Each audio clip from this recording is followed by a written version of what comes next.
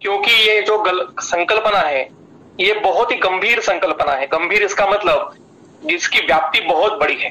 मैं गूढ़ ऐसा नहीं कह रहा हूं, क्योंकि आयुर्वेद में कुछ भी गूढ़ नहीं है। गूढ़ मतलब क्रिटिकल या ऐसा जिसको कहते हैं कि जो समझ में नहीं आता, ऐसा कुछ भी नहीं है।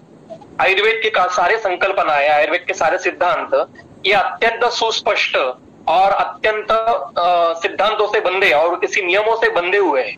अगर उन नियमों को हम जान लेते हैं तो वो सिद्धांत अपने आप हमारे समझ में आ सकते हैं। तो आयुर्वेद में गूढ़ चीजें, गूढ़ घटक ऐसी कोई भी बातें नहीं है, क्योंकि ये शास्त्र है और शास्त्र में गूढ़त्व कभी नहीं होता है। गूढ़ किसको लगेगा? जिसको वो विषय समझा ही नहीं है। जैसे अगर क्वांटम फिजिक्स है, मैंने कभी पढ़ा ही नहीं, तो मुझे क्वांटम फिजिक्स ये एक गूढ़ कल्पना लगेगी। पर जब मैं उसका थोरोली अध्ययन करूंगा, जब मैं उसको जाके डिटेल में अध्ययन करूंगा, तो क्वांटम फिजिक्स ये मुझे बहुत आसान लगेगा और मैं उसके ऊपर मास्टरी कर पाऊंगा। कितने सारे लोग ऐसे इस प्रकार से कई कई शास्त्रों में अध्ययन करते हैं। तो जहां जहां उसको शास्त्र कहा जाता है, तो शास्त्र में कभी भी कोई गूढ़ कल्पना नहीं होती है। इसलिए मैं पहले ही ये मेरे तरफ से ये स्पष्ट करना चाहूंगा कि आयुर्वेद में कुछ भी गूढ़ नहीं है। अगर वो गूढ़ लग रहा है, गूढ़ का अर्थ कुछ समझ में नहीं आ रहा है या एग्जैक्टली उन्होंने डिटेल में लिखा नहीं है, ऐसा लग रहा है, तो इसका अर्थ है कि हमें समझ में नहीं आ रहा है। ये हमारी गलती है, ये शास्त्र की गलती कतई नहीं हो सकती। तो आज हम वात संकल्पना देखेंगे। ये मेरी एक ओल्ड पीपीटी है जिसके दोनों ये विषय इकट्ठे किए थे, उसमें से सिर्फ हम वात संकल्पना ये जो विषय है वही हम देखेंगे।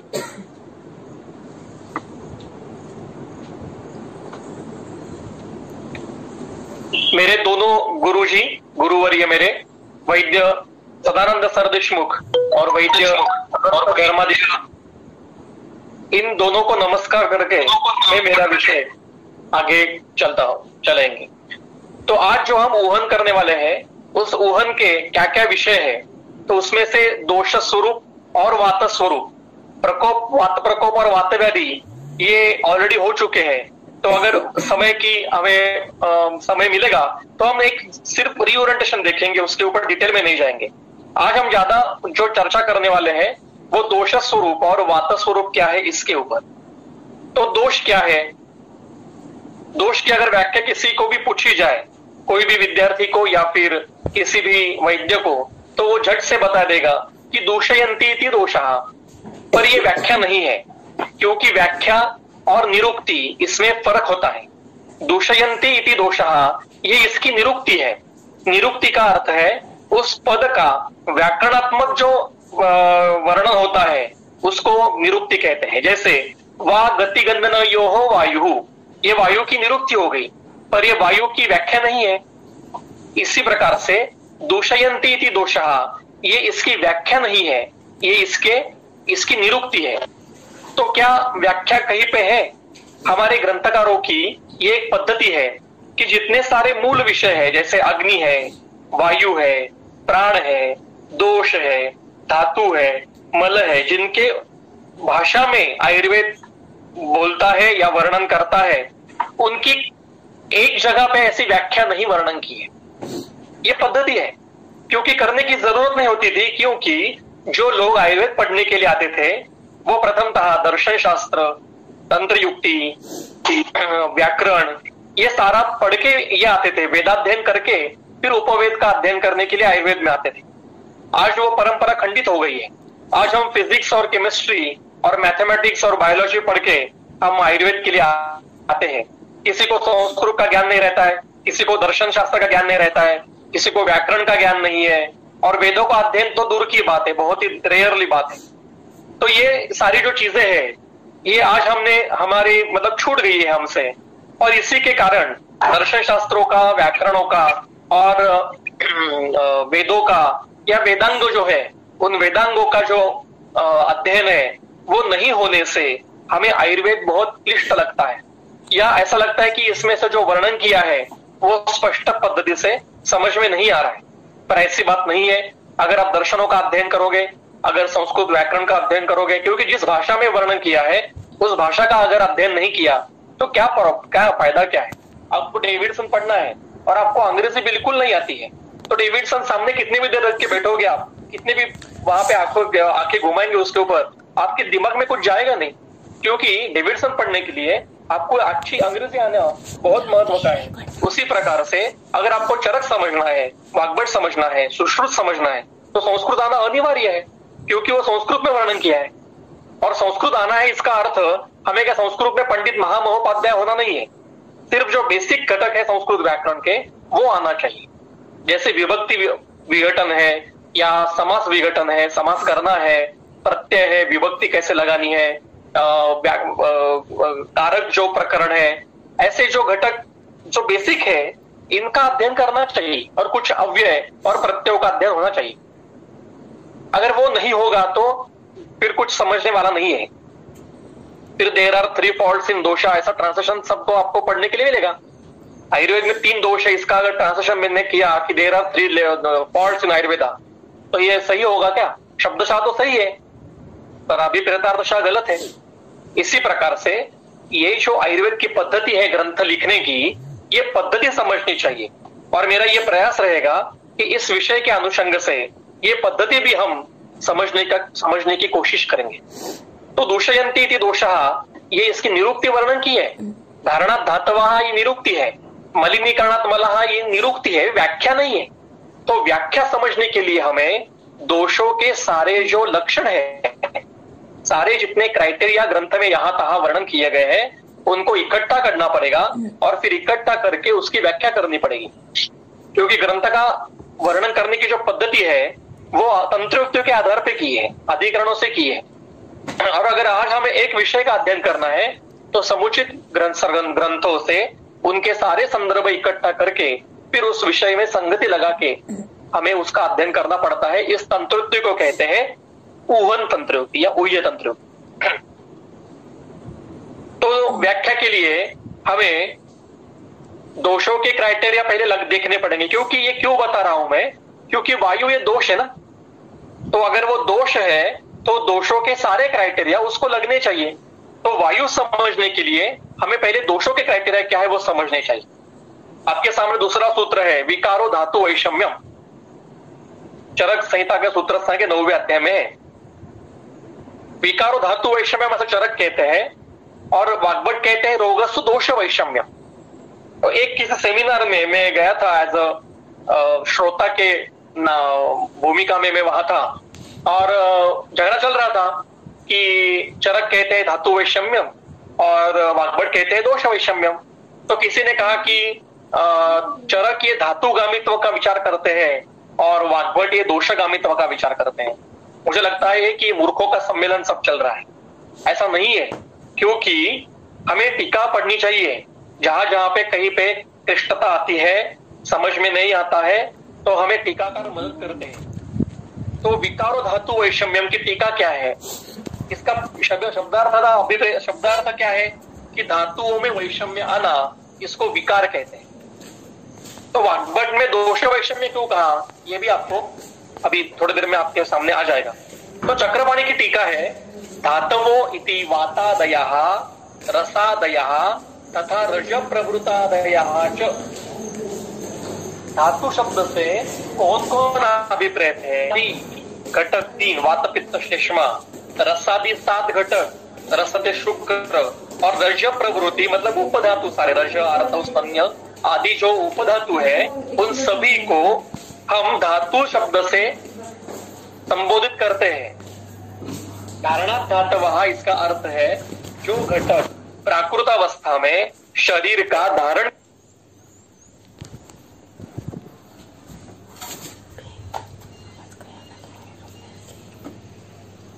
कर, और इसके धातु वैषम्य का अर्थ है सिर्फ रसद शुक्र में वैषम्य आना नहीं, बल्कि वातादि, रसादि और रजा रज प्रवृत्ति उपधातु, इन सभी जो प्राकृत घटक है इनमें कुछ भी प्रकार की विकृति आना, इसको वैषम्य आया है ऐसा कहा जाता है, और उसी को विकार ऐसा कहा जाता है। रोग की व्याख्या क्या है? यही है, रोग की व्याख्या है कि शरीर, स्पष्ट व्याख्या है और यह सर्वसमावेशक व्याख्या है कि शरीर में जो भी प्राकृत घटक है, इसे किसी भी प्राकृत घटक में किसी भी प्रकार का वैषम्य आना उसको कहते हैं विकार। और आगे की सूत्र है साम्यम प्रकृति उच्यते। और सभी धातुएं मतलब सभी शरीर के प्राकृत घटक वातादि, रसादि, रजत, प्रभुतादि, ये जब साम्यावस्था में रहते हैं तो उसको प्रकृति कहते हैं, मतलब आरोग्य कहते हैं। इसकी व्याख्या है। अब ये चरक में कहा, जब वाग्भट का काल आ गया, वाग्भट और चरक के काल में कम से कम 2000 साल का अंतर है, तो वाग्भट के काल में भी शायद ऐसे गलत अर्थ निकालने की प्रथा शुरू हो गई होगी। इसलिए वाग्भट में कहा कि विकार रोगस्तु दोष वैषम्य, मतलब सभी घटकों में सबसे पहली विकृति ये दोषों की होती है। दोषों की विकृति के बगैर बाकी का धातु घटकों की विकृति नहीं, संभवत नहीं, उसका संभव ही नहीं है। ऐसा कभी नहीं होता कि हेतु सेवन से पहले मांस विकृत हो गया और मांस की विकृति से श्लेष्मा विकृत हो गया, ऐसा कभी नहीं होगा। किसी भी हेतु से निज हो या आगंतु हो, उनकी विकृति से प्रथमतः वात, पित्त या श्लेष्मा या दो या तीनों दोष विकृत होंगे, अपनी प्राकृत अवस्था में विकृत होंगे, और फिर उनकी विकृति के कारण बाकी के धातु घटकों में विकृति क्रमशः आएगी। यही पद्धति होती है। इसलिए वाग्भट को कहना पड़ा इस रोगस दोष वैषम्यम। चरक और वाग्भट में एक भी जगह पे वैधर्म्य नहीं है। अगर वैधर्म्य लग रहा है तो वो हमारी गलती है। इसलिए यहां पे दोष का पहला क्राइटेरिया क्या मिला हमें? दोष ये प्राकृत अवस्था में शरीर धारण का कार्य करते हैं, धातु है ये। आप कहोगे कि आप खींचतानी करके ये अर्थ निकाल रहे हैं, ऐसा कैसे हो सकता है? चक्रपाणी का अर्थ आपने गलत लगाया, ऐसा आप कह सकते हो। तो एक जगह चक्रपाणी गलत हो सकते हैं। दूसरा संदर्भ देखिए नीचे, सूत्रस्थान के 26वें अध्याय में देह धातु प्रत्यनिक भूतानि द्रव्याणि देह धातु भी ही विरोधम आपद्यन्ते, और उसकी टीका में लिखते हैं देह धातु नाम इति रसादीनाम वातादीनाम च प्रकृति स्थानम। च में बाकी के घटक भी आ गए, अनुक्त घटक भी आ गए, जो ये समुच्चय के लिए आता है, तंत्रयुक्ति यही। और प्रकृति स्थानम रसादीनाम वातादीनाम उसको धातु कहते हैं। जो प्रकृतिस्थ वातादि है, जो प्रकृतिस्थ रसादि है, उनको धातु कहा जाता है। तो दोषों का पहला क्राइटेरिया है कि दोष ये प्राकृत अवस्था में धारण का कार्य करते हैं, ये प्राकृत अवस्था में उसको धातु कहा जाता है। तो ग्रंथ में जहां जहां आपको धातु शब्द आएगा तो वहां पे टीकाकार की टीका पढ़िए, उन्होंने लिखा होगा कि अधिकरण से यहां पे किसका अर्थ लेना है, सभी प्राकृत घटकों का अर्थ लेना है या किसी विशेष धातु का अर्थ लेना है। और दूसरा क्राइटेरिया हमने देखा कि दोष ये सबसे पहले विकृत होते हैं। दोषों की विकृति शरीर में सबसे पहले होती है हेतु सेवन के बाद। दोषों की विकृति के बगैर आगे के घटक विकृत नहीं हो सकते और व्याधि उत्पत्ति संभव नहीं है। आगे दूसरा क्राइटेरिया है परमाणु स्वरूप। दोष ये परमाणु स्वरूप है। शरीर अवयवाहतु परमाणु भेदेन अपरिसंख्या भवन्ति, यावंता पुरुषे मूर्तिमंतो भाव विशेषः तावंत एव अस्मिन् स्वसंप्रकार विशेषः। शरीर में जितने मूर्तिमंत भाव विशेष है उनके अपने अपने स्रोतस है। इसका उल्टा अर्थ क्या है? इस वाक्य को लगेंगे तंत्रयुक्ति विपर्य, कि जितने मूर्तिमंत भाव विशेष है उनके उनके उनके स्रोतस है। इसका विपर्य क्या है? जिनके स्रोतस है वर्णन किए हुए है वो परमाणु स्वरूप है, वो मूर्तिमंत है। और शारीर सांग का संदर्भ तो स्पष्ट है कि शरीर अवयवाहतु परमाणु भेदेन अपरिसंख्या भवन्ति। यहां शरीर अवयव, इसका अर्थ अवयव का अर्थ यहाँ पे ऑर्गन नहीं है, यकृत प्लीहा ऐसा। अवयव का अर्थ है शरीर का घटक, शरीर का भाव पदार्थ, शरीर का अंश। तो शरीर के जितने सारे अंश हैं, जितने सारे घटक हैं, वो सभी परमाणु भेद से अपरिसंख्य हैं। रस, रक्त, मांस, अस्थि, मेद, मज्जा, शुक्र, ये सभी परमाणु स्वरूप में है। सभी मल जो है वो परमाणु स्वरूप में है, सूक्ष्म स्वरूप में। इनकी स्थूलता से व्यक्ति होती है पर इनका मूल स्वरूप ये सूक्ष्म परमाणु स्वरूप है। और वात, पित्त, श्लेष्मा, ये जो दोष है ये भी परमाणु स्वरूप है। तो जो दोष स्वरूप वायु है वो भी परमाणु स्वरूप ही है। मैं आपके सामने एक प्रश्न पूछूंगा कि आज हम जिसे मसल्स कहते हैं वो आयुर्वेद में उसको क्या नाम है? मांस धातु है, पेशी है या स्नायु है? क्या है? किसको कहेंगे मसल? तो पेशी इज अ मसल, स्नायु की व्याख्या अलग है। और मांस धातु ये सूक्ष्म परमाणु स्वरूप है जिससे पेशी तैयार होती है। गंगाधर अपने टीका में कहते हैं कि सभी दोष ये द्रव रूप है। द्रव मतलब मूर्त रूप, परमाणु स्वरूप है। तो इस प्रकार से ये तीसरा क्राइटेरिया मिल गया कि दोष ये परमाणु स्वरूप में होते हैं। अगला क्राइटेरिया है दोष ये सर्व शरीर में संचारी अवस्था में रहते हैं। वो कभी भी किसी भी एक जगह पे रुकते नहीं है। अगर रुकते हैं तो वो व्याधि करते हैं। यत्र संगः ख वैगुण्यात् तत्र व्याधि उपजायते। इसका विपर्य क्या होगा? यत्र न संगः तत्र व्याधि न उपजायते। अगर संग हुआ तो व्याधि उत्पन्न होता है। इसका विपर्य क्या है? अगर किसी जगह पे संग नहीं हुआ तो दोष विकृत होकर भी व्याधि नहीं करेंगे। इस वाक्य की इस सूत्र की पहली वाक्य क्या है? कुपितानाम ही दोषाणाम शरीरे परिधावताम यत्र संगः ख वैगुण्यात् तत्र व्याधि उपजायते। तो कुपितानाम ही दोषाणाम शरीरे परिधावताम, यहां पे भी परिधावत है मतलब घूमने वाले। आपके सामने 3 सूत्र मैंने रखे हैं।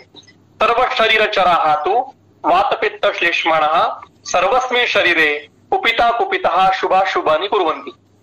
वात पित्त श्लेष्मा ये सर्वस्मिन् शरीरे मतलब सभी शरीर में कुपित और अकुपित अवस्था में क्रमशः अशुभ और शुभ कर्म करते हैं। कैसे करते हैं? उन वात पित्त श्लेष्मा को एक विशेषण दिया है सर्व शरीर चरा। सर्व शरीर चर, चर मतलब घूमने वाले, गति करने वाले। चर मतलब सर्व शरीर में संचार करते हैं, हमेशा नित्य संचारी अवस्था में रहते हैं और चाहे वो कुपित हो या अकुपित हो। दूसरा सूत्र है चिकित्सा स्थान का 28वां अध्याय में वात पित्त कफा देहे सर्व स्रोतो अनुसारेणा। अनुसरण मतलब गति करना, घूमना। वात पित्त कफ ये शरीर में सभी स्रोतों में से संचार करते हैं। तीसरा संदर्भ है विमान स्थान का 5वें अध्याय का वात पित्त श्लेष्मणाम पुनः सर्व शरीर चराणाम। दोष ये सर्व शरीर में चर है। देखिए एक संदर्भ सूत्र स्थान का है, एक चिकित्सा स्थान का है और एक विमान स्थान का है, फिर भी उनमें कुछ भी वैधर्म्य नहीं है। एक ही बात कह रहे हैं।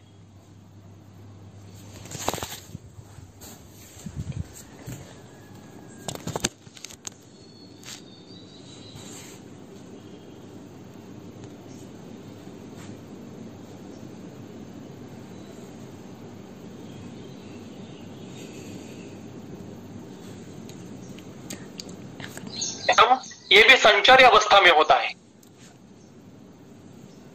ये एक जगह रुकेंगे तो उसको संचारी अवस्था में होता है, ये उसको कहते हैं। जब ये तब व्याधि की शुरुआत, संप्राप्ति की शुरुआत हो जाएगी। पर जब तक संग नहीं होगा, देखिए ऋतु में ऋतुकालीन दोषों का क्षय प्रकोप प्रशम होता है।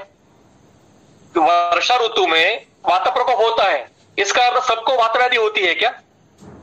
श्लेष्मा वसंत ऋतु में प्रकोपित होता है, इसका अर्थ वसंत में सभी को श्लेष्मा के व्याधि होते हैं? शरद में सभी को पित्त के व्याधि होते हैं? नहीं। अगर जिसके शरीर में दोष संचारी अवस्था में रहते हुए किसी जगह पे रुकते हैं तो उसको व्याधि होता है। वात व्याधि के सिर्फ वर्षा ऋतु में मिलते हैं? बिल्कुल नहीं, ग्रीष्म में भी मिलते हैं, शिशिर में भी मिलते हैं, वसंत भी में आते हैं, पक्षा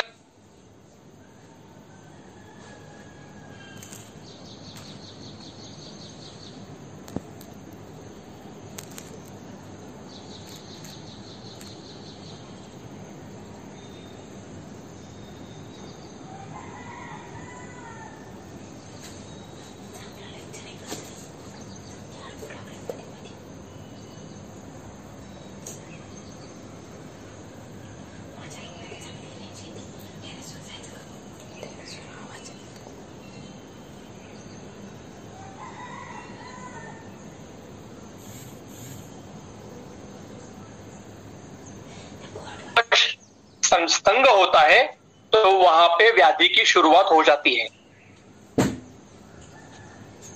एक सूत्र सबको आपका पता है, ज्ञाने न रस धातु ही विक्षेपोचित कर्मणा युगपत सर्वतो जस्त्रम देहे विक्षिप्यते सदा। सभी को सूत्र पता है। ये सूत्र मेरे शायद यहाँ पे टाइप करना भूल गया हूं मैं, पर सूत्र आपको सबको पता है। व्याने न रस धातु ही विक्षेपोचित कर्मणा, व्यान की गति से रस धातु अपना उचित कर्म करने के लिए सर्व शरीर में विक्षेपित होता है। उचित कर्म का अर्थ है प्राकृत कर्म, मतलब यह अधिकरण किसका है? प्राकृत रस धातु का है। यहां पे विकृत रस धातु का वर्णन नहीं है, प्राकृत रस धातु का वर्णन है। युगपत सर्वतो अजस्रम देहे विक्षिप्य सदा, ये युगपत संचार करता है, एक काल में करता है।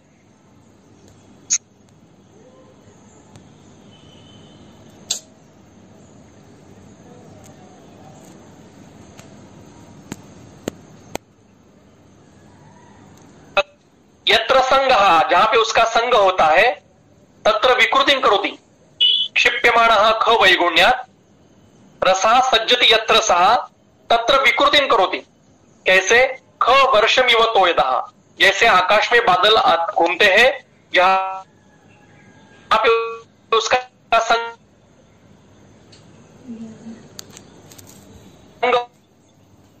होता है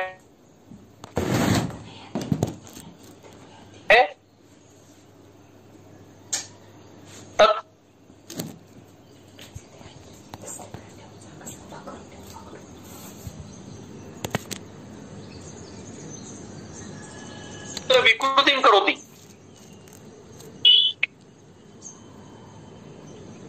क्षिप्यमाणः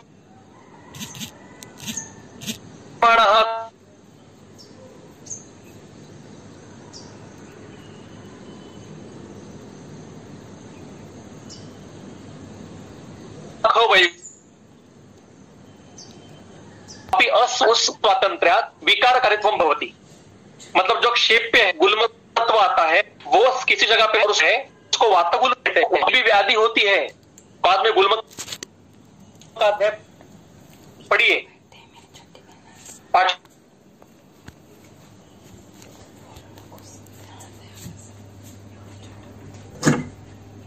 अध्याय चिकित्सा स्थान का सूत्र नंबर 6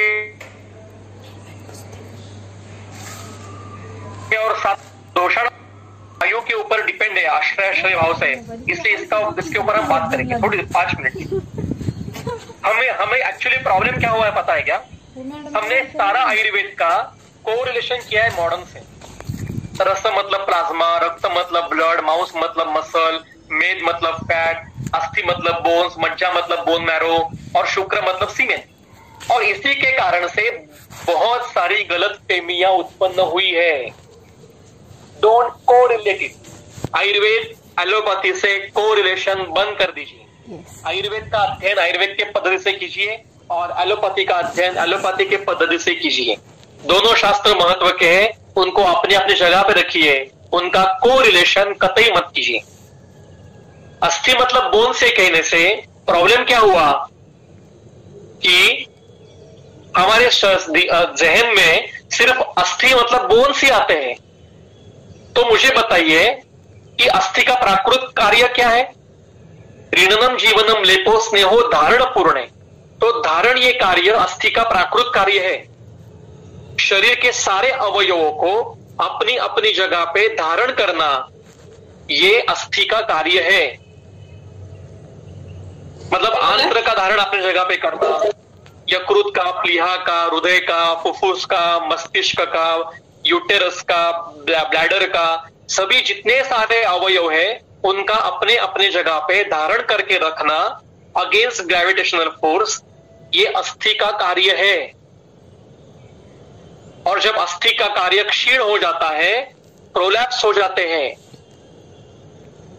मेरे पास कई पेशेंट है यूटेराइन प्रोलैप्स के, रेक्टल प्रोलैप्स के, जिससे मैंने अस्थि क्षय और वात प्रकोप का, वात वृद्धि के उसका हेतु निकाल के बंद किए और उनकी चिकित्सा की, तो उनको बहुत अच्छा उपशय मिला है।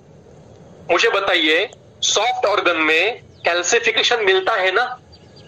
Calcification in intestine, calcification in liver, calcification in heart, calcification in brain मिलते हैं ना। कहां से आता है ये कैल्सिफिकेशन? वहां पे सिर्फ बोन्स ही अगर अस्थि है तो वहां पे कैसे आएगा ये सॉफ्ट ऑर्गन में? तो अस्थि धातु जो है वो परमाणु स्वरूप में है, सूक्ष्म रूप में, और वो समुचित शरीर में है। शुक्र मतलब सीमेंट नहीं है। शुक्र ये धातु परमाणु स्वरूप में है और वो समुचित शरीर में है। आरबीसी 120 डेज के बाद डेड होता है और उसकी जगह पे नया आरबीसी आता है। ये कार्य शुक्र का है। नवनिर्मित ये कार्य शुक्र का है। इस पद्धति से आप पढ़िए, आपको आयुर्वेद के कई अर्थ अपने आप सुलझ जाएंगे।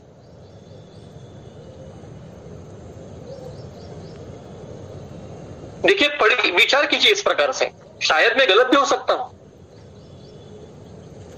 मेरे पास में मुझे एक कब से समझ में आ गया, एक केस आ गई मेरे पास। कैल्सिफिकेशन इन प्रोस्टेटिक यूरेथ्रा, ऐसा पेशेंट था। उसके एमआरआई में और सोनोग्राफी में कैल्सिफिकेशन इन प्रोस्टेटिक यूरेथ्रा ऐसा था, और एलोपैथी के सारे लोगों ने कहा था कि ये सर्जिकल कंडीशन है, इसको सर्जरी करके निकाल देना चाहिए। उनको दूसरा कुछ आता नहीं है, बस ये हो गया निकाल दीजिए, वो हो गया निकाल दीजिए, जानू बदल दीजिए, ब्लैडर बदल दीजिए, आंत्र का पार्ट करके ट्रीटमेंट करके आप मोटापा कम कर दे, बस दूसरा कुछ काटना, उसको बाकी कुछ नहीं। और उसमें पेशेंट में लक्षण क्या था? जब उसको शुक्र का वेग आता था तो वो शुक्र शरीर से बाहर निकलना चाहिए तो वो उल्टा जाता था ब्लैडर में, और उसको अत्यंत तीव्र दाह होता था। ये बहुत स्पेसिफिक लक्षण था उसका। तो मैंने उनको अस्थि वृद्धि और वातक्षय इसका विचार किया। उसके हेतु भी मिले मुझे, सारे संतर्पण के हेतु मिले, और उनकी चिकित्सा की। 6 महीने की चिकित्सा करनी पड़ी, और धीरे धीरे ये प्रोस्टेटिक कैल्सिफिकेशन जो हुआ था वो पूरी तरह से ठीक हो गया। मेरे पास सब सारे उसके रिकॉर्ड भी है मेरे पास, कभी भी आप आइए देखिए। और वहां से मेरे दिमाग में आ गया कि शायद ये कुछ गलत है, हम गलत सोच रहे हैं अस्थि के बारे में, तो वायु के बारे में भी हम गलत सोच रहे हैं। तो क्या है वो आगे हम देखेंगे। तो दोषों का स्वरूप अभी तक क्या देखा कि दोष ये दुष्टि कारण है, मतलब शरीर सबसे पहले दुष्ट होने वाले ये दोष ही है। दल्लन तो कहते हैं, देखिए अध्याय का नाम है वर्ण प्रश्नीय, आप सुश्रुत संहिता निकाल के देखिए, सुश्रुत संहिता सूत्रस्थान का 21वां अध्याय, अध्याय का नाम है वर्ण प्रश्नीय, और पूरे अध्याय में सिर्फ दोषों का ही वर्णन किया है। अब अध्याय का नाम वर्ण प्रश्नीय और वर्णन दोषों का, ये क्यों, ये कैसे हुआ? तो दल्लन पहले ही टीका में, पहले वाक्य की टीका में कहते हैं, वर्ण शब्देन अत्र वातादयः उच्यन्ते। वर्ण मतलब सिर्फ गुण नहीं है, ये तो बहुत मतलब स्थूल अर्थ हो गया। पर सुश्रुत संहिता में आपको जहां जहां पे शब्द आएगा वर्ण, वहां पे आपको दोषों को लेना पड़ेगा। ये मेरा वाक्य नहीं है, सुश्रुत का वाक्य है, दल्लन का वाक्य है। सुश्रुत का उसी अध्याय में संदर्भ है, वात पित्त श्लेष्माणः एवं देह संभव हेतवः। देह की उत्पत्ति के लिए दोष ही कारणीभूत है। अब यहाँ पे प्रश्न दल्लन ने खुद ने पूछा है और उसका उत्तर दिया है। ये प्रश्न शायद आपके मन में भी आया होगा अभी, कि देह की उत्पत्ति के हेतु है तो शुक्र शोणित है, और अभी आप बता रहे हो कि दोष है देह संभव के हेतु है, कैसे हो सकता है?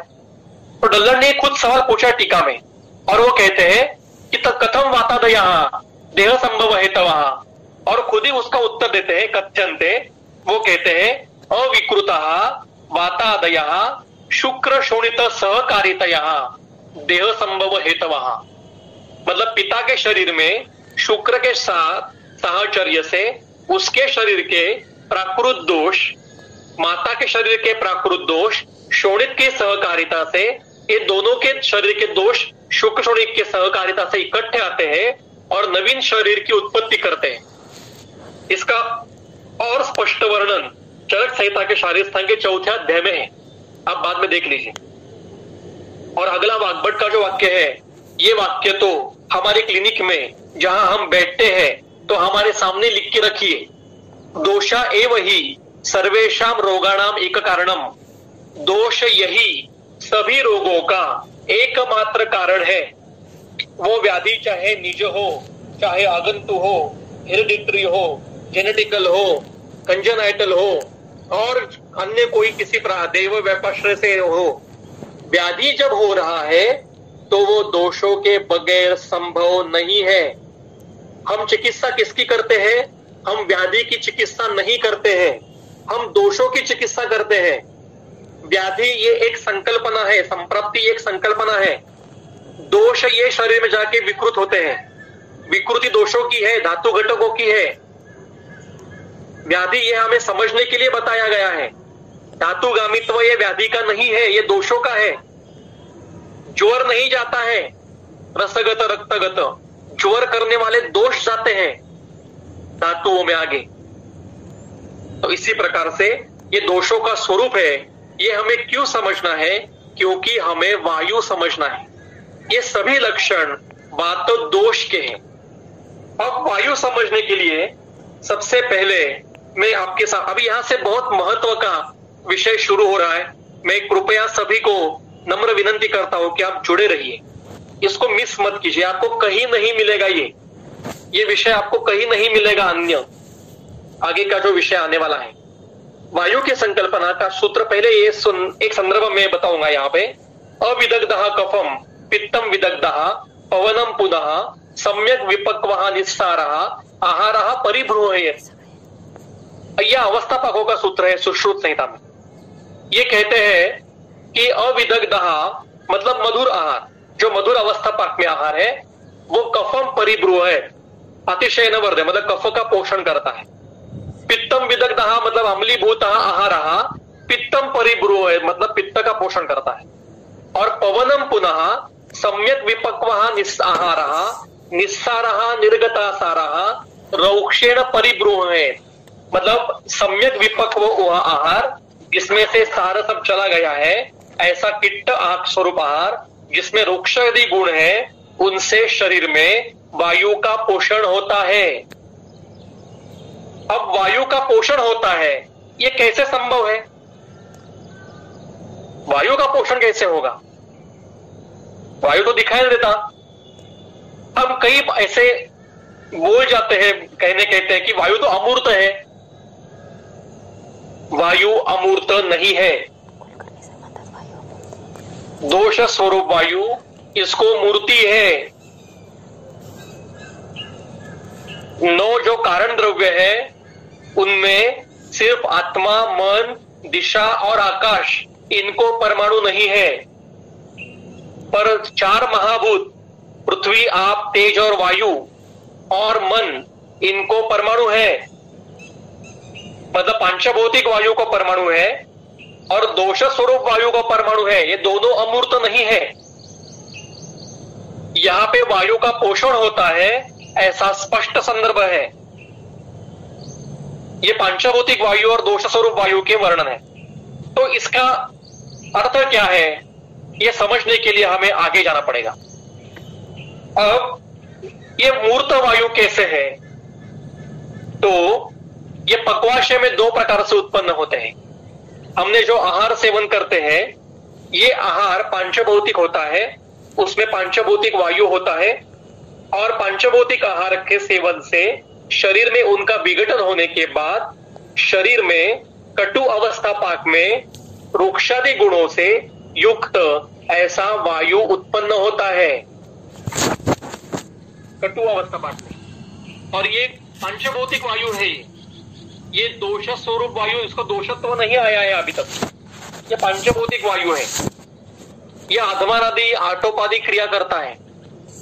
दूसरा उसकी अगली अवस्था है कि कटु अवस्था पाक में ये जो पांचभौतिक आहार उत्पन्न होगा, पांचभौतिक वायु उत्पन्न होगा, ये आगे जाके वायवीय, पार्थिव और आकाशीय ऐसे महाभूतों के अधिक्य से होने वाला ये वायु महाभूत दोष उत्पन्न हो जाएगा। वायु महाभूत से वात दोष उत्पन्न हो जाएगा, जो सर्व शरीर में शरीर घटकों को रुक्षादि गुण देगा। ये उत्साह, श्वास निश्वास, चेष्टा, वेग, प्रवर्तन, ये कर्म करेगा। ये पांचभौतिक वायु है जो कटु अवस्था पाक में निर्माण होता है और उसके बाद में दोष स्वरूप वायु निर्माण होता है।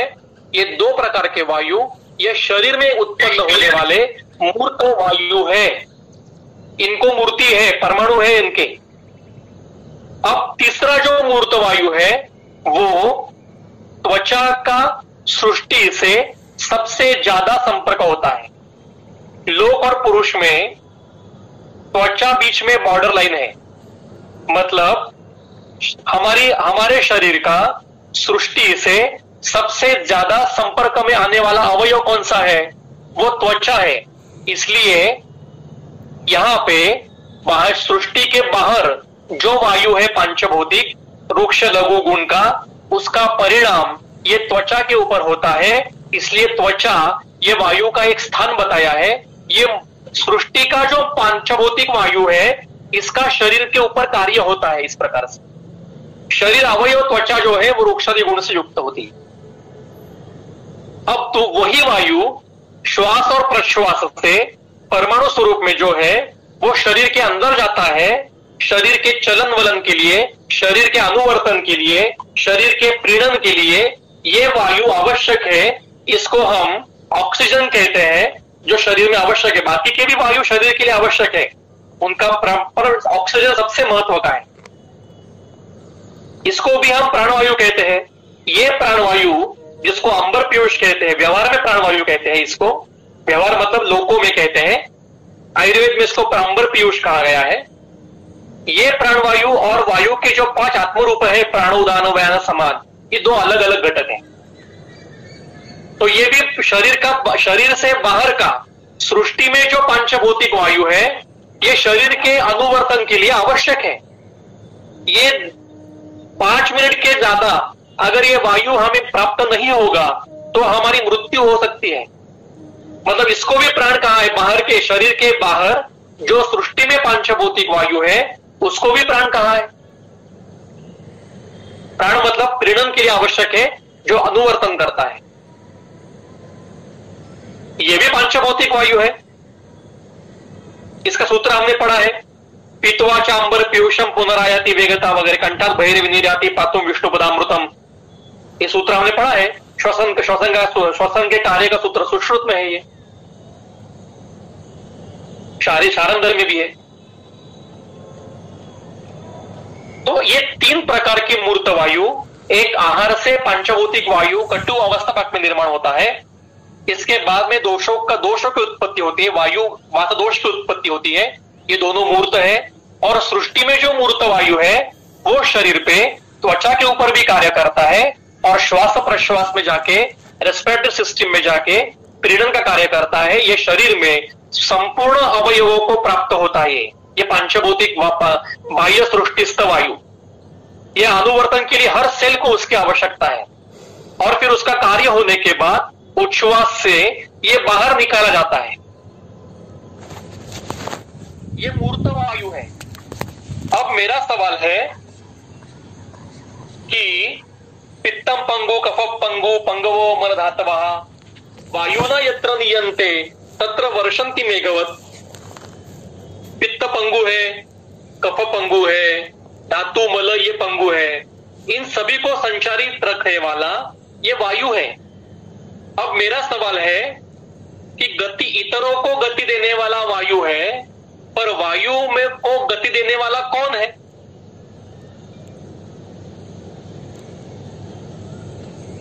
वायु में चल गुण है, वायु को गति स्वरूप है, इतर घटकों को वो घुमाता है, पर वायु को गति किस स्थिति है? ये प्रश्न आपके सामने कभी आया है? विचार करिए इसके ऊपर। उत्तर हम इसी अध्ययन में, इसी व्याख्यान में ढूंढने वाले हैं, मिलने वाला भी है।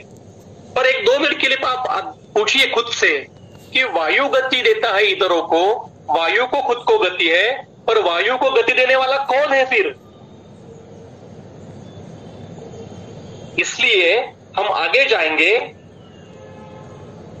अरे ये दिखाई नहीं दे रहा है। अमूर्त शक्ति स्वरूप वायु है। ये पीछे का जो सूत्र है ये सुश्रुत का संदर्भ है। इसका टीका दी यहाँ के, ये वायु के सूत्र ये सुश्रुत संहिता के सूत्र स्थान निदान स्थान के प्रथम अध्याय में, शारीरिक निदान स्थान के प्रथम अध्याय में कि अव्यक्तो व्यक्त कर्मा। देखिए वायु को अमूर्त नहीं कहा है, अव्यक्त कहा है, अदृश्य मूर्ति कहा है। अदृश्य मूर्ति इसका अर्थ उसकी मूर्ति दृश्यमान नहीं है और वो कर्म से व्यक्त है। मतलब वायु यहां पे है, यह हमें कैसे समझ में आता है कि पेड़ हिलते हैं, पत्ते हिलते हैं, त्वचा के ऊपर संवेदना होती है, कपड़े हिलते हैं, बाल हिलते हैं, चक्रवादल जैसा मतलब टॉर्नाडो सारा कुछ आता है और हमें लगता है कि हाँ यहाँ पे वायु है, पर वो दिखाई नहीं देता। जिसको वायु दिखाई देता है उसकी 7 दिन में मृत्यु है, ऐसा इंद्रिय स्थान में लिखा गया है, वो अरिष्ट लक्षण है। तो वायु ये अव्यक्त है और व्यक्त कर्म है। और आगे का जो उसका वर्णन है कि अचिंत्य वीर्य, अचिंत्य वीर्य की टीका डल्ले ने लिखी है कि वो अचिंत्य वीर्य मतलब अचिंत्य शक्ति ही, उसकी शक्ति अचिंत्य है और उस शक्ति से मतलब ये शक्ति स्वरूप वायु है।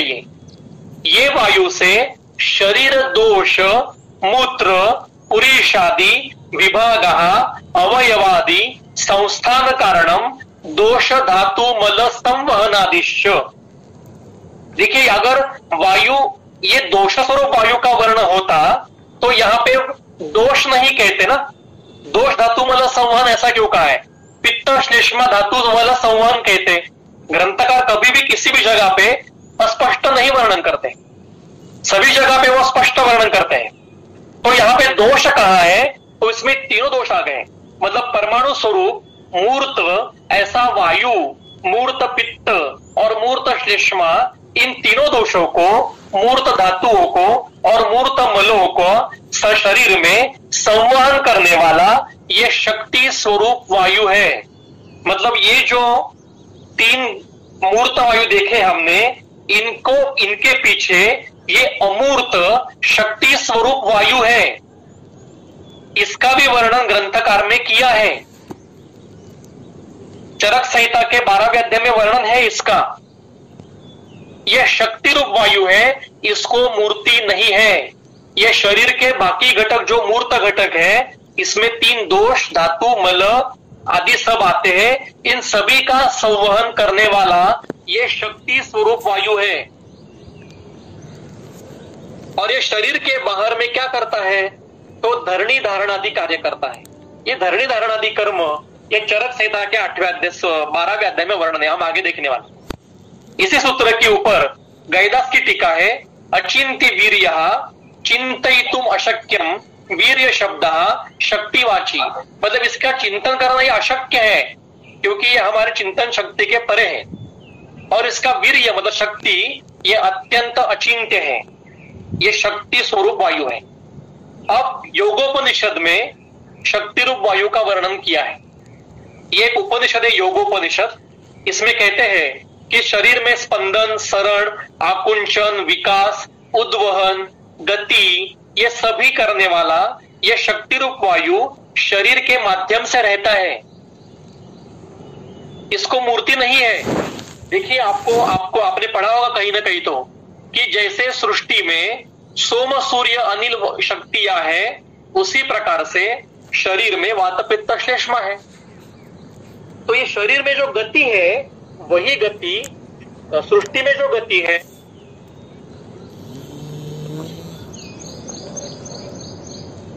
में भी है, क्योंकि लोक और पुरुष साम्य सिद्धांत है।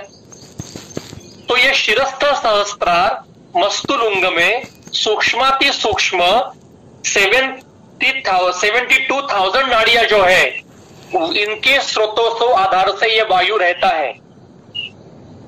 शरीर ये द्रव्य है और वायु ये शक्ति है, यह सभी गुणों का प्रक्षेपण करता है। और इसी को रज गुण, जो प्रकृति में 3 गुण है ना, सत्व रज और तम, इसको रज गुण कहते हैं क्योंकि रज ये प्रवर्तक है, ये अमूर्त है, इसी को शक्ति रूप वायु कहा जाता है। अब आगे ग्रंथ है, लीलावती नाम का ग्रंथ है। लीलावती नाम के ग्रंथ में यह ऐसा ग्रंथ है जैसे हमारे आयुर्वेद में आत्रेय और अग्निवेश, ऐसे गुरु शिष्यों का संवाद स्वरूप है। वैसे ही लीलावती नाम के ग्रंथ में लीलावती और भास्कराचार्य ये गुरु शिष्यों का संवाद है। भास्कराचार्य की पुत्री ये लीलावती है और ये उनको गणित के ऊपर प्रश्न पूछती है। देखिए, हमें मीडिया में कहा जाता है कि प्राचीन काल में स्त्रियों को अध्ययन करने का अधिकार नहीं था, कितना हमारे ऊपर अन्याय हुआ है, वगैरह वगैरह वगैरह। अगर ऐसा कोई आपके सामने कहने लगेगा तो इसको यह संदर्भ दीजिए कि लीलावती नाम की स्त्री थी जो भास्कराचार्य नाम के बहुत बड़े प्रकांड पंडित गणितज्ञ की पुत्री थी और ये खुद एक बड़ी प्रकांड पंडित और गणिताचार्य थी। इसने प्रश्न पूछे हैं भास्कराचार्य को। प्रश्न कौन पूछता है? जिसको विषय समझ में आया है वही पूछता है प्रश्न। जिसको कुछ समझ में नहीं आया वो क्या प्रश्न पूछेगा? तो लीलावती एक अत्यंत उदात्त उदाहरण है हमारे सामने। लीलावती ने प्रश्न पूछा है, कई प्रश्नों में से एक प्रश्न पूछा है कि पिताजी, इस पृथ्वी को धारण कौन करता है? क्योंकि गणित शास्त्र और खगोल शास्त्र इन दोनों के प्रश्न इसने पूछे हैं। तो भास्कराचार्य ने उसको उत्तर दिया है कि अगर मैं आपको कहूंगा कि पृथ्वी का धारण शेष ने कहा है, शेष नाग ने किया है, तो आप मेरे ऊपर हंसोगी क्योंकि आप बुद्धिमान हो। ये जो है शेष ने धारण किया है, ये मंद व्यक्ति के व्यवहार के लिए ठीक है, पर बुद्धिमानों को उसका उत्तर देना चाहिए। आप, क्योंकि आप बुद्धिमान हो, मैं आपको इसका उत्तर देता हूं। और भास्कराचार्य जी ने उसका उत्तर दिया है। वो कहते हैं सभी सृष्टि में जो ग्रह है ये परस्पर को आकर्षित करके धारण करते हैं और इस सृष्टि में संचार करते हैं। मतलब शरीर, इस सृष्टि में सूर्य, चंद्र, पृथ्वी, मंगल, गुरु, शनि, प्लूटो, नेपच्यून, यूरेनस, शुक्र, ये सारे जो कुछ सूर्यमाला में ग्रह है और सूर्यमाला के परे जो तारका है, ये सभी एक दूसरे को अपने गुरुत्वाकर्षण से आकर्षित करके रखती है और फिर कक्षाओं में घुमाती है। और आगे कहते हैं कि अगर ये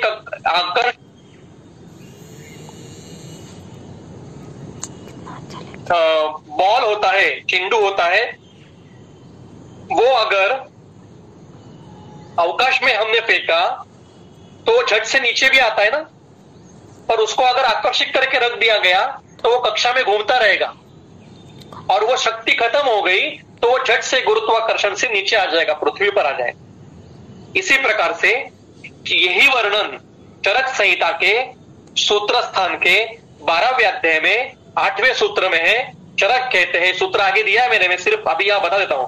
चरक कहते हैं आदित्य चंद्र नक्षत्र ग्रह गणानाम संतान गति विधानम।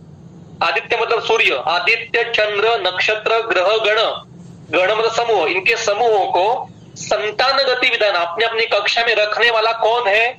ये वायु है। ये शक्ति को वायु कहा है।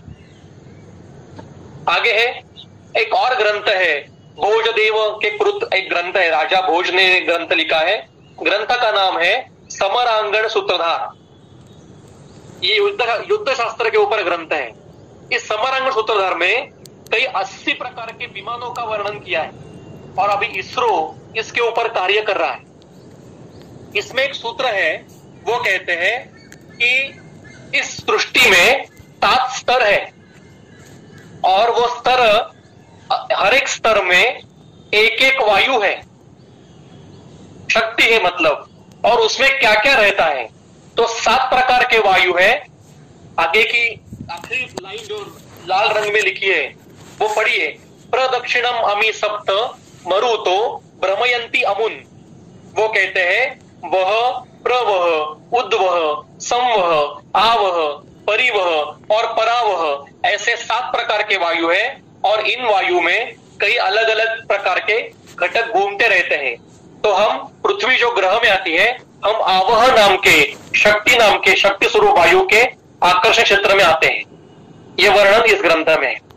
इसी ग्रंथ में आगे और एक संदर्भ है कि सभी यंत्रों का, यंत्र का वर्णन करते समय उन्होंने यंत्र में जो गति उत्पन्न होती है, ये गति 2 प्रकार की उत्पन्न होती है, ऐसा दिया है। वो कहते हैं स्वयं वाहकम एकम स्यात् सकृत प्रेर्यम तथा अपरम। अन्यदत अंतरितम बाह्यम बाह्यम अन्यत तो अधूरतः। और आगे कहते हैं एका स्वीया गति चित्रे बाह्ये अन्य वाहकाश्रितः अर्घट्टा श्रुते कीटे दृश्यते द्वयम अप्यतः। वो कहते हैं कि हर यंत्र में दो प्रकार की गति होती है, एक प्रेरक गति होती है जिसको प्रेरणा की जरूरत होती है, और एक सकृत गति होती है जिसको स्वयं वाहक मतलब ऑटोमेटिक ऐसा कहा जाता है। मतलब मैंने लैपटॉप ओपन किया और मैंने स्टार्ट का बटन दबाया तो मैंने प्रेरक गति दी। स्टार्ट का बटन जैसे मैंने दबाया मेरे लैपटॉप के जो अंदर सिस्टम बैठी गई है ऑटोमेटिक जो सिस्टम है वो अपने आप चलेगी और एक एक विंडो खुलती जाएगी। लैपटॉप का बटन दबाने के बाद मुझे अंदर जाके फिर से सभी जो वहां पे अंदर जो मशीन है उसको हर एक जगह पे बटन दबाना नहीं पड़ता है मुझे। मैंने फैन का बटन दबाया तो प्रेरक गति दी और उस बटन दबाने से फैन अपने आप चलने लगा है क्योंकि वो ऑटोमेटिक करके रखा है।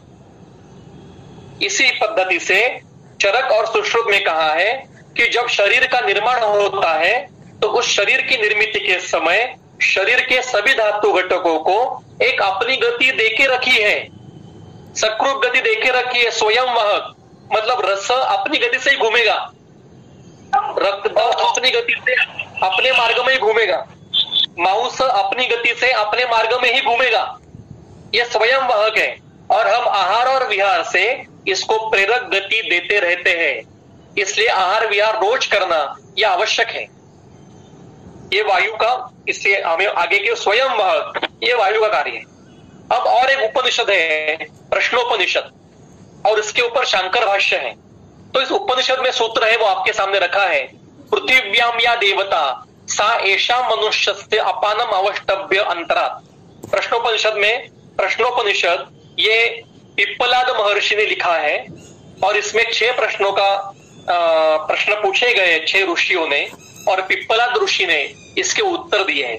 इसके एक प्रश्न के उत्तर में पिप्पलाद ऋषि कहते हैं कि इस पृथ्वी पर एक देवता है और उस देवता के कारण पृथ्वी के ऊपर जो जो मनुष्य प्राणी वनस्पति जो जो घटक है उनके अपान को मतलब वायु को धर के उनको पृथ्वी से जुड़ के रखा हुआ है।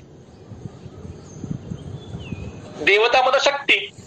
देवता का अगर आप ये पूछ देखेंगे कोश का अर्थ तो देवता का अर्थ शक्ति है। तो पृथ्वी में एक ऐसी शक्ति है जिसके कारण पृथ्वी के ऊपर के घटक पृथ्वी से जुड़े रहते हैं। और इसके ऊपर शंकराचार्य का भाष्य है कि वो कहते हैं कि इस पृथ्वी के ऊपर जो प्रसिद्ध शक्ति है उसने मनुष्य को अगर खींच के रखा नहीं हुआ होता तो सारे मनुष्यों प्राणी वनस्पतियों के शरीर अवकाश में तरंगते रहते थे। मतलब ये किसका वर्णन है? ये गुरुत्वाकर्षण का ग्रेविटेशनल फोर्स का वर्णन है।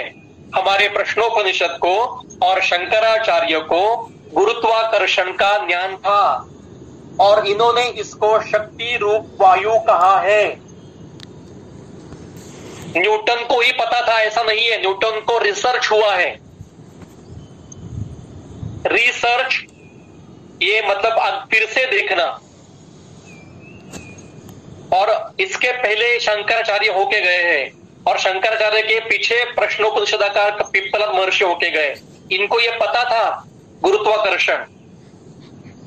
अब वायु की संकल्पना क्या देखी हमने कि वायु 4 प्रकार का हमें पता चला। एक आहार से उत्पन्न होने वाला पांचभौतिक वायु जो आटोपादी कर्म करता है, जो कटु अवस्था भाग में निर्माण होता है।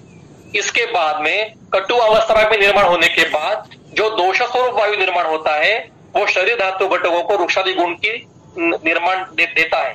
इसको दोष स्वरूप वायु कहते हैं। सृष्टि में जो पंचभौतिक कारण स्वरूप वायु है ये श्वसन के साथ अंदर जाता है, शरीर में कार्य करता है और उच्छ्वास के साथ बाहर जाता है। इसका ही परिणाम त्वचा के ऊपर भी होता है।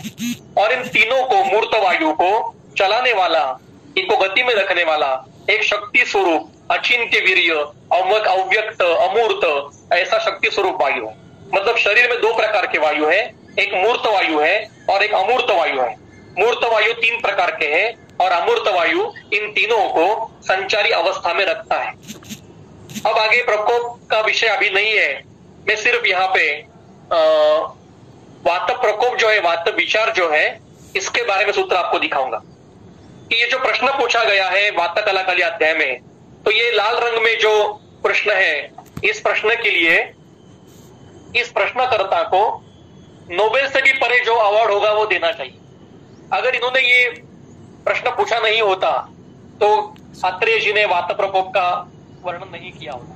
वो कहते हैं कि ये जो वायु है ये असंघातवंत है, मतलब अनकंडेंस है। असंघातवंत की टीका है पित्त श्लेष्मवत अवयव संघात रहित, मतलब इसको अवयव नहीं है, संघात रहित है। इसका अर्थ इसको परमाणु नहीं है ऐसा नहीं है, परमाणु है पर इसका संघात नहीं। अनवस्थितम मतलब चल स्वभाव, मतलब अनस्टेबल है। और अनासाध्य मतलब इसको हम पकड़ नहीं सकते, यू कैनॉट सीज इट। ये चलत्व और अनिबिड़ अवयवत्व न, इसको हम पकड़ नहीं सकते। तो ऐसा जो पकड़ में नहीं आता, जिसका प्रमाण नहीं। मैंने अगर आपको कहा कि देखो मेरे हाथ में एक बॉटल है और इसमें 1 किलो वायु है, तो आप मुझे पागल समझोगे।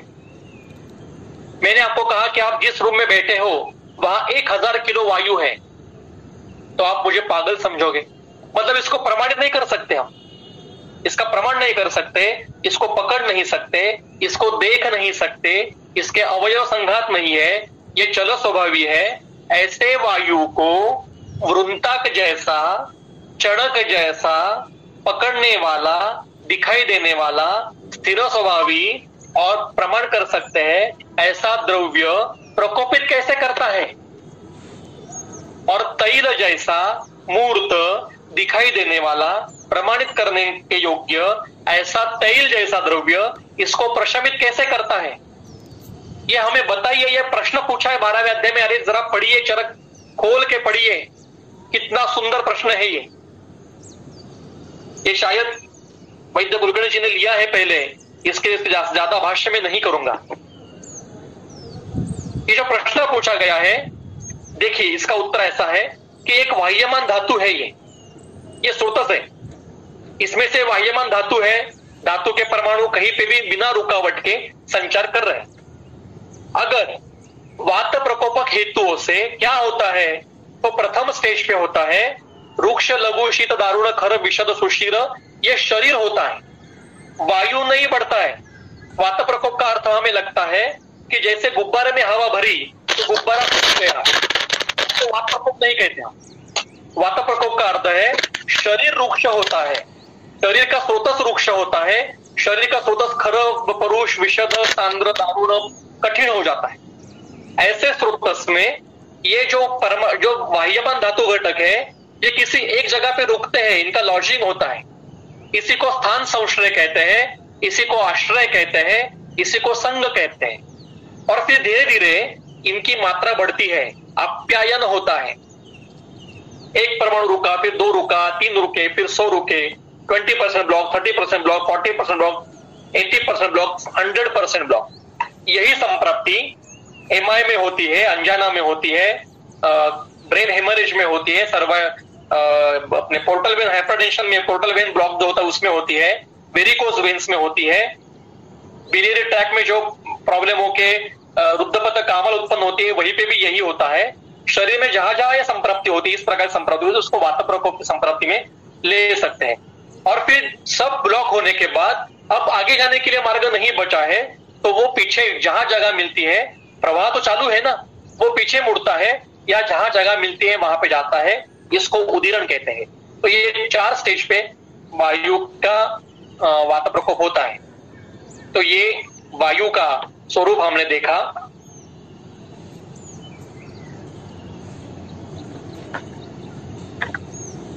ये वायु का स्वरूप अभी तक हमने देखा और वात प्रकोप भी संक्षेप में देखा।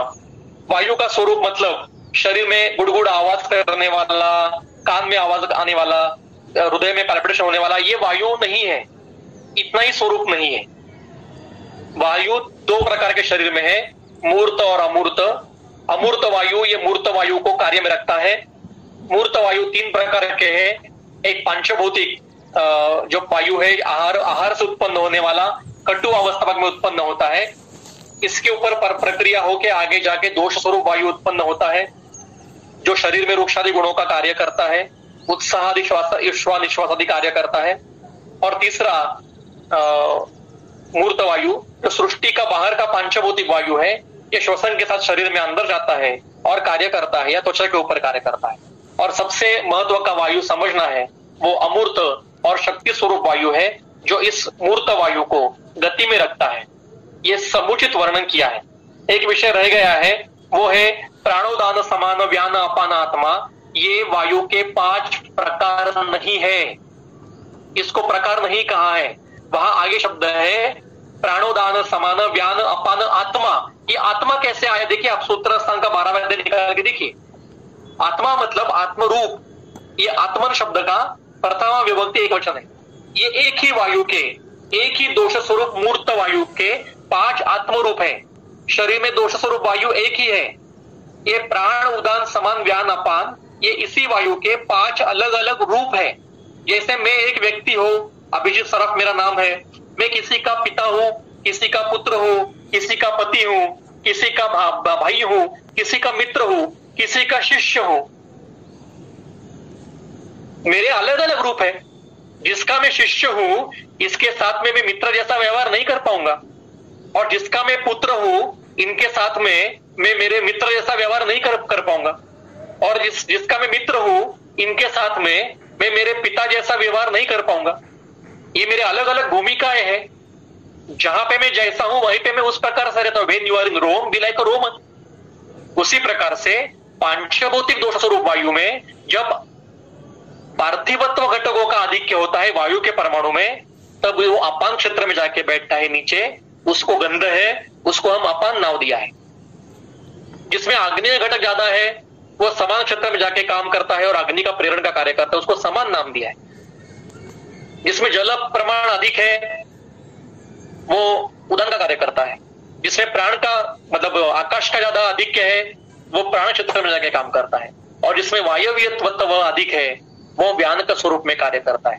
ये पांचभौतिक विघटन, वायु के 5 प्रकारों का पांचभौतिक विघटन सुश्रुत संहिता ने दिया है सूत्र स्थान में।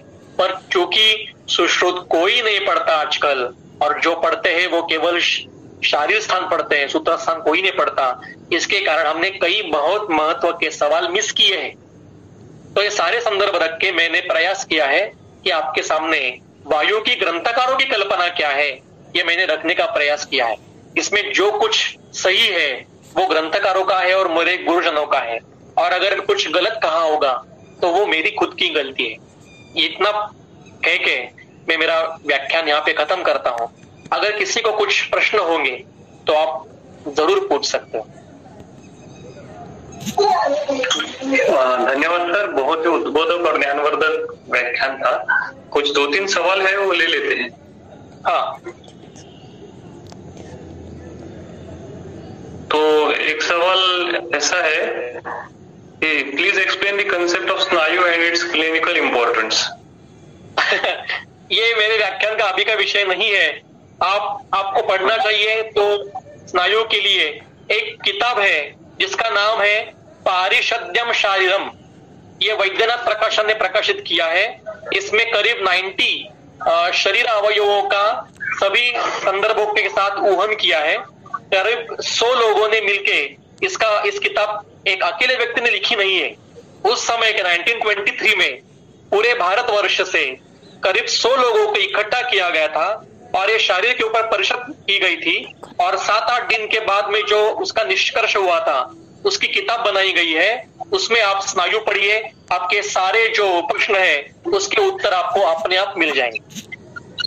मैं सिर्फ इतना, स्नायु ये उप धातु है और ये सूक्ष्म मांस के उत्पन्न होता है, और शरीर में जो कुछ अलग प्रकार के पेशियां निर्माण होती है। स्नायु की व्याख्या कई ग्रंथकारों ने की है। वो मूलतः इस आपको सभी इकट्ठे एक जगह पे मिल जाएगा संदर्भ। क्योंकि ये मेरे व्याख्यान का भी विषय नहीं है, इसलिए मैं ज्यादा डेप्थ में नहीं जाऊंगा। जो व्याख्यान का विषय हुआ मेरा, इसके ऊपर अगर कुछ प्रश्न होते तो आप पूछ सकते हैं। यकृत काठिण्यामध्ये यकृतात अस्थिधातू विमार्गमनचा विचार करता येईल का? जरूर कर सकते हैं। मैं तो कहता हूं होता ही है। जहां जहां पे काठिन्य होता है, काठिन्य आने के लिए कहीं से तो पार्थिवत्व आवश्यक है ना, तो उसमें हम विचार कर सकते हैं। ये अनेक संप्राप्ति में से एक संप्राप्ति हो सकती है। रसधातू ज्ञानवायू मार्फत शरीरात पोचतो, मग जर रसदृष्टी झाली तर शरीरातील इतर भावांची पण दृष्टी अपेक्षित आहे का? ये बिल्कुल है। इसलिए उन्होंने कहा है कि ये देखिए पूरा ग्रंथ ये उपलक्षण स्वरूप में वर्णन किया गया है। उपलक्षण मतलब उदाहरण मात्र। ये मंदानाम व्यवहार आए है और बुद्धानाम बुद्धि वृद्ध है, मतलब मंद व्यक्ति के व्यवहार के लिए इतना ग्रंथ ठीक है, और जो बुद्धिमान है उन्होंने उसके ऊपर विचार करके, इसका अधिकरण के साथ अभ्यास करके, अंतोक्तियों के साथ अभ्यास करके इसमें से और अर्थ लगाना। जैसे ये वो कहते हैं कि व्याजन रस धातु ही विक्षेपोचित कर्मणा, तो रस निकाल के वहां पे आपको बाकी घटक भी रखने हैं। मैंने ये व्याख्या में बताया कि रक्त का, मांस का, मेद का, अस्थि, मज्जा, शुक्र, मलों का और दोषों का भी इसी प्रकार से संचरण संवहन होता है और उनके कारण विकृतियां भी उत्पन्न होती है। अमूर्त वायु रज है, तो सत्व और तम का क्या रिलेशन है उससे? ये 3 गुण है और गुण मतलब शक्ति है ये, और ये तीनों गुण एक साथ में कार्य करते हैं। इसके सारे संदर्भ सुश्रुत संहिता शारीरस्थान अध्याय 1 और भगवत गीता अध्याय नंबर 16, 17, 18 आप पढ़िए, और आपको ज्ञानेश्वरी भी पढ़िए। इसके साथ ज्ञानेश्वरी भी बहुत पढ़ने जैसी है गुणों के लिए, त्रिगुणों के लिए। क्योंकि आज हमें ये क्यों पढ़ाया नहीं जाता है? क्योंकि मैंने पहले ही शुरुआत में कहा कि दर्शनों को छोड़ दिया हमने। सांख्य दर्शन अगर आपने पढ़ा कभी, मूलतः सांख्य दर्शन, तो ये प्रश्न ही मन में नहीं कहा कभी आएगा। ये सांख्य दर्शन का अध्ययन नहीं है, इसलिए ये प्रश्न मन में आता है। तो सांख्य दर्शन पढ़िए, आपका प्रश्न अपने आप छूट जाएगा। और आपको पढ़ने के लिए किताब का नाम है सर्वदर्शन संग्रह। इसमें आपके सांख्य दर्शन के विवरण में आपको इसका उत्तर मिल जाएगा। उत्तर यही है कि ये तीनों गुण एक साथ में कार्य करते हैं और सृष्टि की निर्मिती करते हैं। और कुछ प्रश्न आहे सर, प्राकृत अवस्थेत दोष सरणशील असतात आणि प्रकोप झाला तर त्यांच्या गतीला अडथळा येतो, मग कुष्ठ संप्राप्तीमध्ये परत स्पेसिफिकली संतिष्ठमान स्थिर दोष आणि सरणशील असं का बरं सांगितलं त्यांनी? सुंदर प्रश्न है, बहुत सुंदर अच्छा प्रश्न है। इसलिए हमें प्रकोप का अर्थ समझना है। पहले प्रकोप का अर्थ सिर्फ रुकना यही नहीं, प्रकोप का अर्थ देखना है आपको। तो मैं पीछे पीपीटी में जाऊंगा।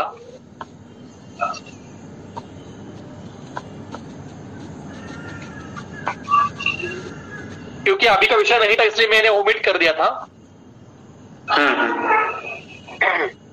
आपको पता है कोपस उन्मार्गामिता, सभी को पता है, और उसकी टीका है उन्मार्गामिता इति स्वस्थानम त्यक्त्वा दोषस्य मार्गांतरगमनम।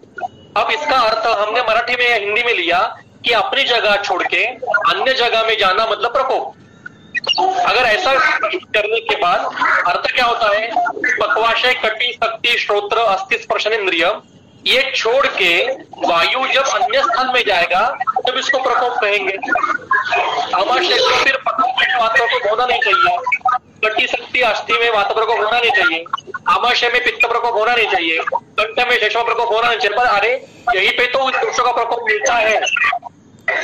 इसलिए स्थान का अर्थ है, स्थान का यहाँ पे अर्थ है क्षय स्थानम वृद्धि दोषाणाम त्रिविधा गति। स्थान ये गति, और स्थान का अर्थ है स्वमानावस्था मतलब प्राकृतावस्था, मतलब अपनी प्राकृतावस्था छोड़ के एक तो क्षीण होना या वृद्ध होना, इसको प्रकोप कहा जाता है। देखिए चक्रपाणी का वाक्य है इति पदेन वातादयः सामान्येन क्षीणा वृद्धा वा गृह्यन्ते। तो प्रकोप मतलब सिर्फ रुकना नहीं है, प्रकोप का अर्थ किसी भी प्रकार की विकृति आना, क्षीण होना या वृद्ध होना या रूपांतरण आना, इसको प्रकोप कहते हैं। तो कुष्ठ संप्राप्ति में क्या होता है कि कुष्ठ में पहले हेतु सेवन से दोषों का प्रकोप होता है। मतलब क्या होता है कि एक तो कोई क्षीण होगा या वृद्ध होगा, ऐसा नहीं कि तीनों वृद्ध ही होंगे। प्रकोप is not exactly to only वृद्धि, क्षय ये भी प्रकोप है। इनका सारे वर्णन चरक संहिता के सूत्रस्थान के 17वें अध्याय में सूत्र 45 से आगे किया है, आप पढ़िए।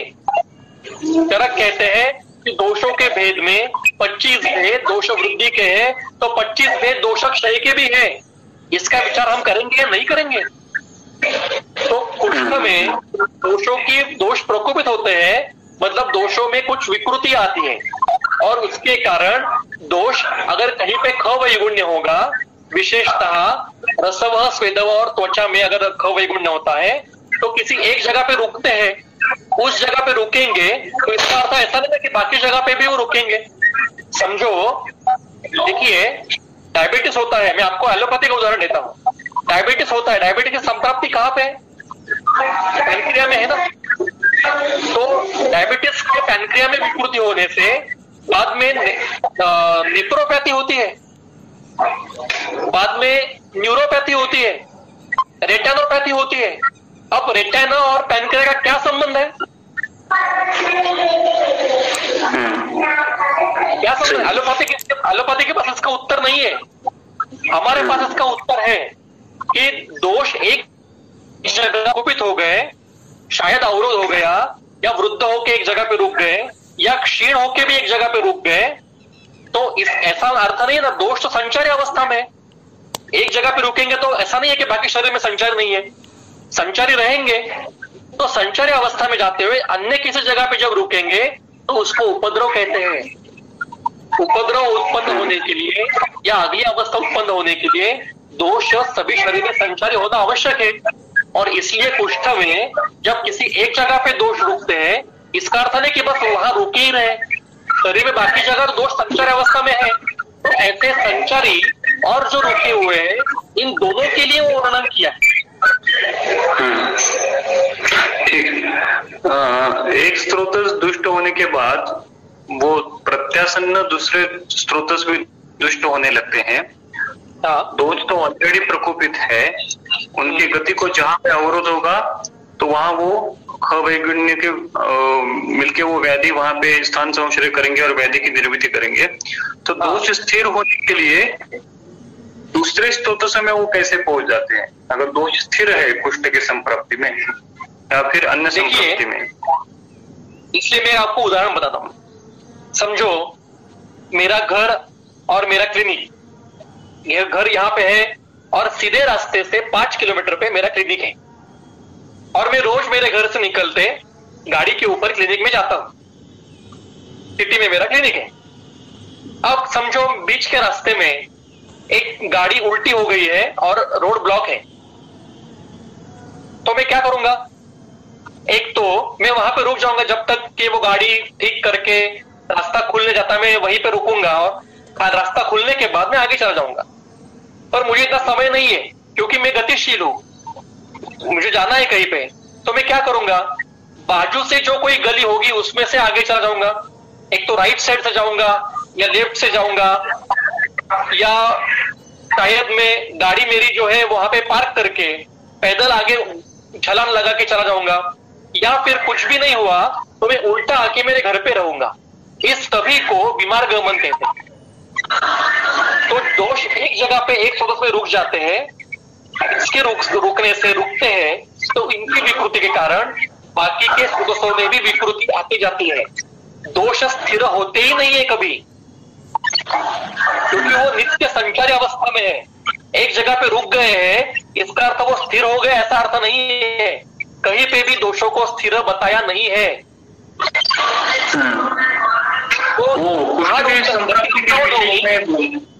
वो सवाल सर वो कुष्ठ संप्राप्ति विशेष के माध्यम से था। वो कुष्ठ में जो बताया ना कि एक जगह पे रुक गए तो वो जहां जगह मिलेंगी वहां से घूमने लगेंगे। देखिए मैंने इसी पीपीटी में एक डायग्राम लिखी है।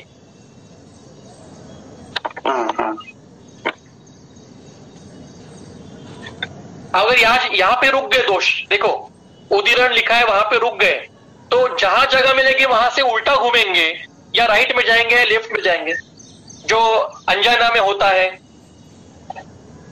मेरे पास में एक अभी पेशेंट है जिसको पोर्टल वेन टोटली ब्लॉक कर गई है। मतलब 9-10 इयर्स का लड़का है, उसकी पोर्टल वेन टोटल ब्लॉक है। नेचुरली क्या हुआ है, उस पोर्टल वेन के साथ में एक छोटी वेन और रहती है, स्टेमिक वेन, वो बड़ी हो गई। और वहां से उसका रक्त संवहन शुरू हो गया। पेशेंट इज नाउ असिम्टोमेटिक, उसको कुछ ट्रीटमेंट करने की मतलब एलोपैथी के जरिए से कुछ जरूरत नहीं है, पर हमने चिकित्सा शुरू कर दी है, संतर्पण की चिकित्सा शुरू कर दी कि संतर्पण कम कर दिया जाए और उसका ब्लॉक कम कर दिया जाए।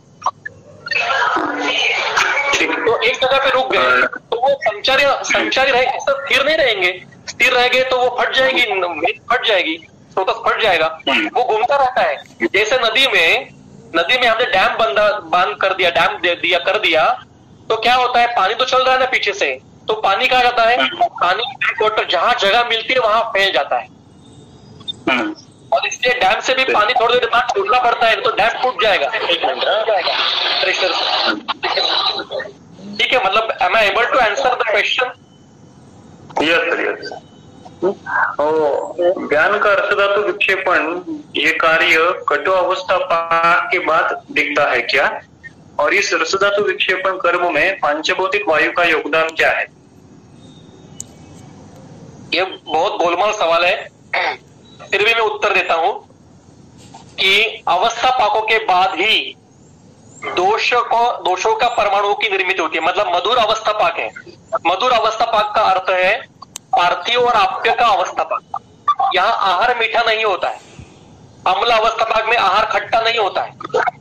अम्ल अवस्था पाक ये मतलब आग्नेय और पार्थिव महाभूतों का विघटन, और कटु अवस्था पाक मतलब आग्नेय और वायव्य महाभूतों के विघटन।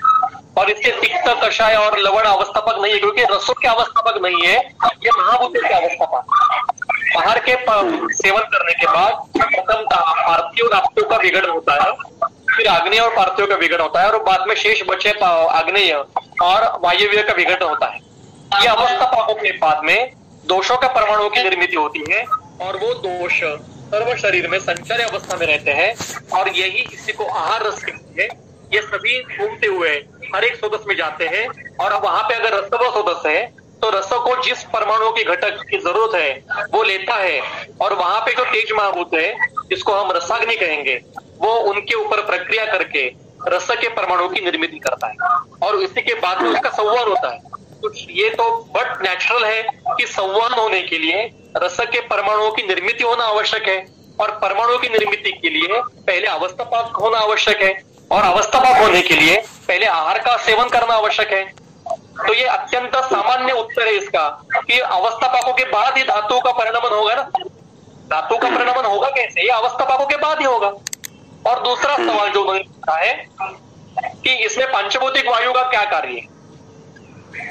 देखिए, पांचभौतिक वायु मैंने एक्सप्लेन किया है कि पांचभौतिक जो वायु कटु अवस्था पाक में निर्माण होता है, उसका कार्य शरीर में रोक्षादि गुणों की निर्मित करना, रोक्षादि गुणों का कार्य करना, और चलाने के लिए वही कार्य रहता है। यही इसका ही उत्कटावस्था ये व्यान में है।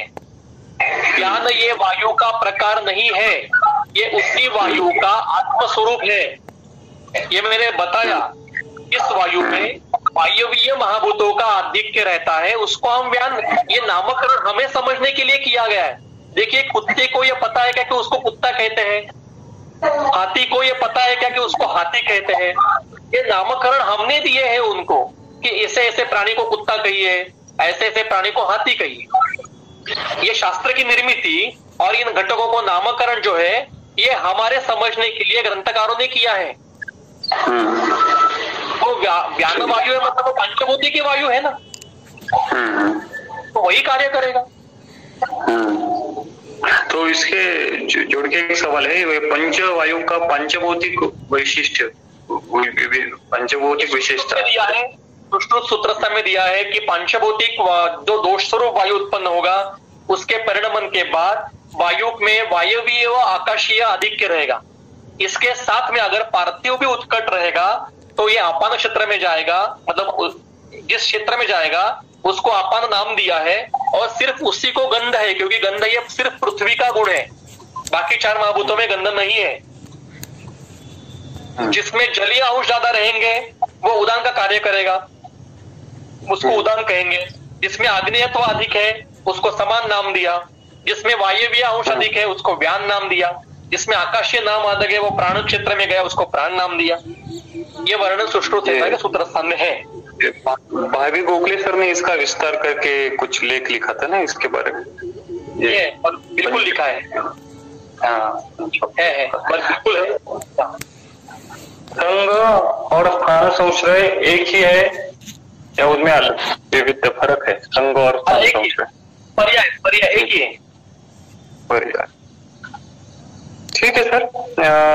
बहुत से सवाल है, लेकिन फिर भी आपका टाइम लेके आपने यहाँ पे फिर से एक बार मैं आपको और एक सवाल लेते हैं सर, आखिर वाला। हाउ टू कोरिलेट विकृत कर्म ऑफ वायु एंड इट्स रिलेशन विद गुणा। ये अलग व्याख्यान का विषय है। मैं सिर्फ एक उदाहरण देता हूँ। मैं सिर्फ एक उदाहरण देता हूँ कि समझो पक्षाघात है, तो पक्षाघात में क्या लक्षण है? चेष्टा नाश है। मतलब जो वायु का जो प्राकृत कार्य है, गति चलत्व, मतलब चेष्टा जो गति है, प्राकृत कार्य ना, उत्साह, श्वास निश्वास, चेष्टा वेग प्रवर्तन, तो चेष्टा ये वायु का प्राकृत कार्य है, उसका नाश पक्षाघात में हुआ है। तो चेष्टा का कार्य एक आपको मैं होमवर्क देता हूं सभी को। मैंने ये होमवर्क किया है क्योंकि मेरे जो सर है सर देशमुख सर, ये उनका बहुत क्या कहते हैं चहेता विषय है, और ये हर उसके विद्यार्थियों को ये होमवर्क देते हैं, ये आप भी करिए कि दोषों के जो कर्म बताए हैं ना, प्राकृत कर्म और क्षय, वृद्धि और प्रकोप के जो कर्म है, इनके आप यादी जो लिस्ट है वो लिस्ट करिए और उसके सामने उनके गुणों को लिखिए। तो चेष्टा कर्म करने वाला वायु का कौन सा गुण है, किस गुण से वायु चेष्टा करेगा? तो वो चल गुण से करेगा, ठीक है नहीं? चल गुण से ही वायु चेष्टा कर्म करेगा। तो अगर चेष्टा का नाश हो रहा है पक्षाघात में, तो वायु के चल गुण का ह्रास हो रहा है। किसी एक जगह पे अगर मतलब पक्ष में अवरोध है, तो उसके अवरोध के कारण वायु के चल गुण को अवरोध हुआ है और उसी के कारण आगे चेष्टा नाश हुआ है। तो इसी पद्धति से आपको वायु के सारे विकृतियों का और उसके कर्मों का और उसके गुणों का अनुमान करना पड़ेगा। यह अनुमान प्रमाण से होगा, और इसके लिए प्रथम आवश्यक है सभी वायु के प्राकृत कर्म, सभी वायु के क्षय के कर्म, वृद्धि के कर्म, इनकी लिस्ट करके उसके सामने कौन से गुण से होंगे ऐसा आपको लिखना पड़ेगा। कई कर्म वायु एक गुण से करेगा, कई कर्म वायु दो गुण को मिलके करेगा, और कई कर्म वायु